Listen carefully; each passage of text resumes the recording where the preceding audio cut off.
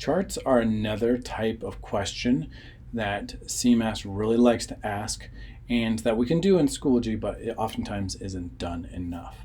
So what this looks like in CMAS is that on math and science, especially sometimes on social studies, you'll have different bits of information that students then have to chart or graph.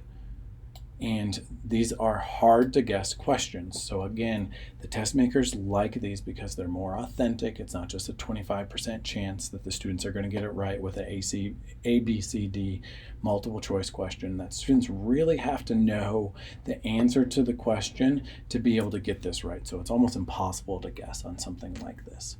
So the way that we would set this up in Schoology is largely the same. And I will say I've talked to a lot of teachers that say, yeah, I do this in class all the time, but when it comes to actually assessing this, they don't do this digitally enough with their students.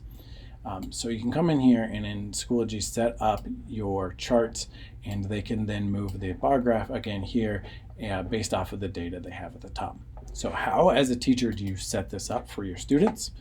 This is a chart type question. So when you have the different question types, this is a chart. Come in here, enter in your data, then enter in your different values up here at the top. So X, Y axis, then how many points you're going to have. So how many bars of this graph are you going to have here?